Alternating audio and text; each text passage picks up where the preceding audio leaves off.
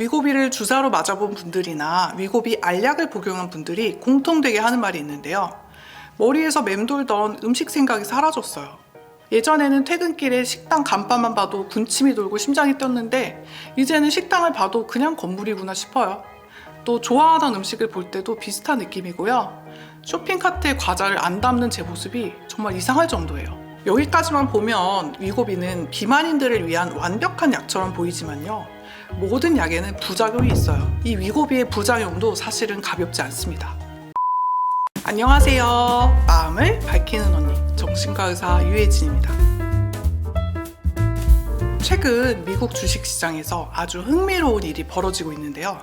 펩시나 코카콜라, 오레오를 만드는 몬델리즈 같은 거대 과자 기업들의 미국 내 매출이 뚝뚝 떨어지고 있다고 합니다. 과자를 만드는 기업들은요, 그야말로 발등에 불 떨어진 비상사태가 됐는데요. 이게 채소를 거의 안 먹으니까 포테이토 칩이 채소로 둔갑해서 학교 급식에 나오는 이런 미국에서 도대체 무슨 일이 생긴 걸까요? 이 스낵 기업들이 범인으로 지목한 건 경쟁 스낵 기업이 아니었어요.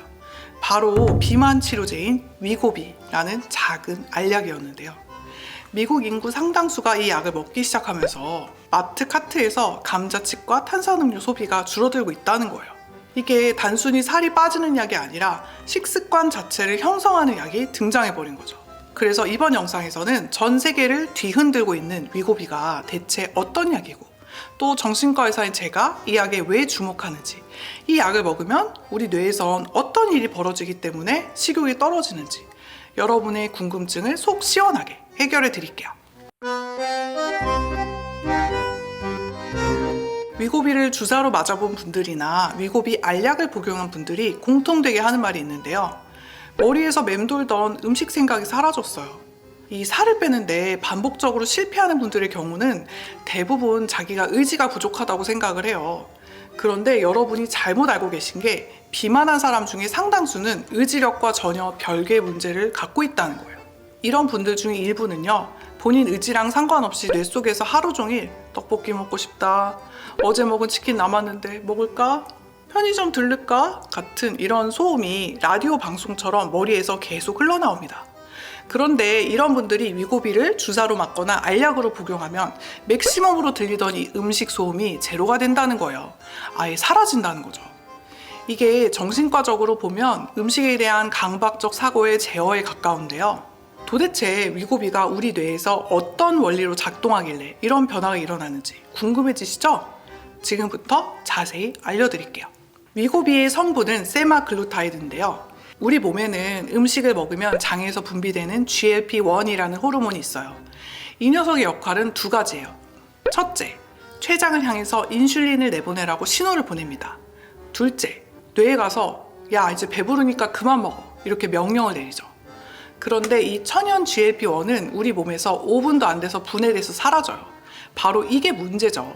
그런데 위고비는 이 GLP-1을 인공적으로 변형해서 일주일 내내 배에 배부르다는 신호를 계속 보내게 만든 그런 약입니다. 최근에 미국 코스트코에서 처방받게 돼서 화제가 된 리벨서스 같은 알약 형태도 이 성분을 먹는 약으로 만든 거죠. 원래는 주사제로 시작했지만 이제는 비타민을 먹듯이 알약 한 알로 식욕을 조절하는 그런 좋은 시대가 온 거예요. 실제로 저희 병원에서 위고비를 처방받는 분들에게 위고비 처방 전과 후에 달라진 점이 있냐고 물어보면요, 이러세요. 예전에는 퇴근길에 식당 간판만 봐도 군침이 돌고 심장이 뛰었는데 이제는 식당을 봐도 그냥 건물이구나 싶어요. 또 좋아하던 음식을 볼 때도 비슷한 느낌이고요. 쇼핑카트에 과자를 안 담는 제 모습이 정말 이상할 정도예요. 도대체 왜 이런 변화가 일어나는 걸까요? 우리 뇌의 원리로 설명할 수 있는데요. 우리 뇌의 시상하부에는 식욕을 조절하는 중추가 있고요. 그 옆에는 우리 몸의 쾌락을 관장하는 측좌액이 있습니다. 이 위고비는요, 시상하부의 배부름 신호는 켜주고요. 그 옆에 있는 측좌액의 도파민 분출, 그러니까 음식을 먹을 때 나오는 쾌감 반응은 줄여줍니다.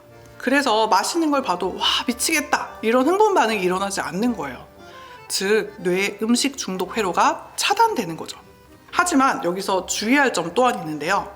이 먹는 즐거움이 인생의 유일한 낙이었던 그런 분들께는요, 이 현상이 오히려 가벼운 우울감이나 삶의 무미건조함으로 다가오기도 합니다. 위고비 맞으면서 없던 우울증이 생겼어. 이 말이 바로 여기에 해당하죠. 그런데 이거는 도파민 수용체가 둔감해지면서 나타나는 일시적인 현상이에요. 여기까지만 보면 위고비는 비만인들을 위한 완벽한 약처럼 보이지만요. 모든 약에는 부작용이 있어요. 이걸 냉정하게 따져봐야 되죠. 이 위고비의 부작용도 사실은 가볍지 않습니다. 지금까지 알려진 바로는 소화기 부작용이 가장 큰데요. 이게 위장의 운동을 강제로 늦추기 때문에 음식이 위에 오래 머물러요. 그래서 늘 더부룩하고 심하면 구토와 설사가 생기기도 합니다. 하지만 더 무서운 건요, 근육 소실인데요. 영양 섭취가 급격히 줄어드니까 체지방뿐만 아니라 근육도 같이 빠지는 거예요. 그래서 얼굴이 헬스케지고 급 노화돼 보이는 이 오젬픽 페이스, 이거 사진 보신 적 있으시죠? 이런 게 나타날 수 있어요. 그렇다면 장기적으로는 어떤 변화가 일어날까요? 위고비는 완치제가 아니기 때문에 이 위고비를 끊으면 뇌 음식 소음은 결국 다시 돌아오게 되거든요. 결국 평생 약에 의존해야 할 수도 있다는 건데, 이 약이 10년, 20년 뒤 우리 몸에 어떤 영향을 줄지는 아직 연구 결과가 전혀 없어요. 사실 췌장염이나 담석증 위험도 조금씩 보고되고 있고요. 최근에 위고비 알약 기사를 접한 분들이 진료실에서 저한테도 한국 코스트코에서도 위고비 살 수 있는지 많이들 물어보세요. 사실 주사제 위고비는 이미 작년 말에 한국에 왔죠. 그래서 주사제로 처방받는 분들이 꽤 많습니다. 하지만 이 리벨서스 같은 알약 형태는 아직은 비만 치료용으로 국내에서 처방받기엔 접근성이 떨어지는 것 같아요. 언젠가는 우리나라에도 들어오겠지만 미국처럼 마트에서 쉽게 구하는 그런 시스템은 국내 의료 체계가 달라서 시간이 꽤 걸릴 것 같아요. 저희 병원에서도 위고비를 치료 목적으로는 사용하고 있는데요. 사실 저도 살 빼고 싶다고 하는 환자분 아무한테나 처방하진 않습니다. 실제로 위고비를 아무리 맞아도요, 이거 위고비 먹으니까 마음껏 먹어도 괜찮겠지? 이런 마음으로 생활습관 개선의 의지가 전혀 없고 약에만 의존해서 안일하게 살을 빼려는 분들은요, 오히려 몸이 위고비를 이겨요. 심지어 살이 더 쪄서 오는 경우도 간혹 봤습니다. 이게 위고비만 맞고 생활습관 개선이 안 되면 오히려 환자분의 건강에 심각한 악영향도 발생할 수 있겠다는 우려가 저는 강하게 들었어요. 그럼 오늘 영상 내용을 다시 정리해 볼까요? 위고비는 단순히 살 빼는 약이 아니라 뇌의 음식 중독 회로를 교정하는 약이다.